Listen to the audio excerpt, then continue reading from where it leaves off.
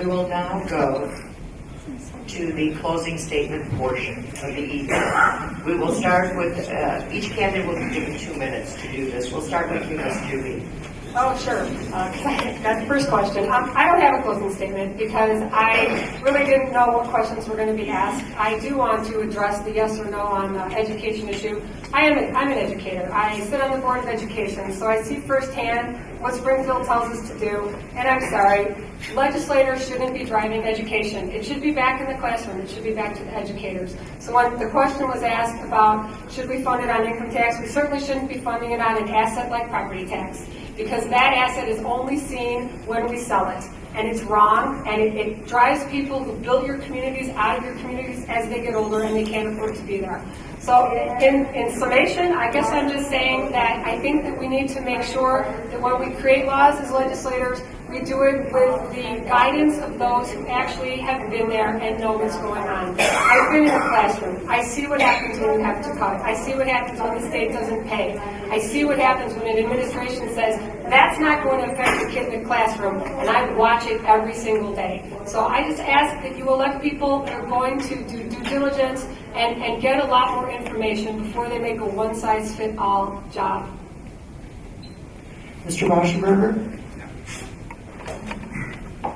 I'm going to close from up here, but I do want to use the one chart which I was told I could use in the closing. Mike Noland talked about the impossible chart. Now, you can't all see this from here, but what I would tell you is that any of you who would like it, I would be very happy to share with you the chart from the significant reform that took place in 1995 that was intended to avoid the pension meltdown we have.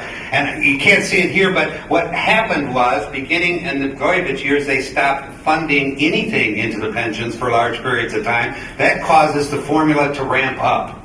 I mean, to argue somehow that, as I sat for 8 years in appropriation and drove and paid money into the pension, paid each year's obligation, and then made a payment on the spending from Mike Madigan and Emil Jones in the 70s and the 80s, and try to hang the pension on me is just beyond.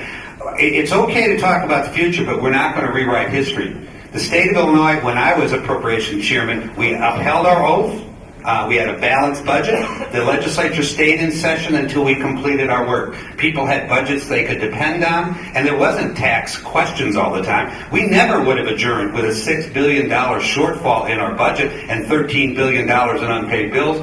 And the last part I want to make sure people understand about rewriting history, Mike Noland in 2 years voted for $47 billion of bonded indebtedness. He voted for an additional $13 billion in spending he didn't have money to pay for. He voted for more borrowing in the last 3 years than I voted for in the entire 14 years I was in the General Assembly. I was trying to do the numbers in my head, and it comes up in my mind to about $9.5 billion.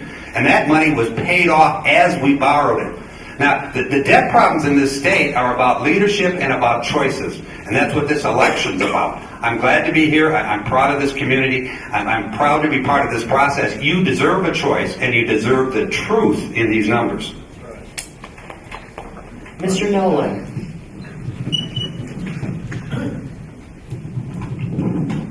Let me just say that, in that last statement, in the last sentence, I couldn't agree more. You need the truth with respect to these numbers. And those numbers that he talked about were numbers, in fact, my borrowing of $47 billion, the vast majority of that was taken up with the capital bill. And I don't apologize for that. We're putting people to work as we speak and helping this state to enter a new phase of recovery. There's no doubt about that. People are going back to work. We have enjoyed 8 months straight of economic growth, and that capital bill is largely to credit for that. So that's the truth on that. Now, with respect to the borrowing for operations, that's what we're talking about. You cannot continue to borrow to keep the lights on, as we say. And that's the kind of borrowing that he necessitated by creating that pension ramp that you saw. He was the author of the original borrowing back in 2002. He owns that. That's the truth that you need to come to understand. And the ramp that he created necessitated all further borrowing. Did the legislature step up at any time and do the right thing? No. And when I found out, or when I realized finally at long last that it was not going to, I stopped agreeing to the borrowing. 2 years running, he says that I've borrowed in the last 2 years. That's false. That's not true. I have shut down borrowing for the last 2 years, and this year, voting against my Democratic leadership and my governor, I said no to the pension obligation bond and the budget. That's the truth that he doesn't want you to know. I have stood against my party.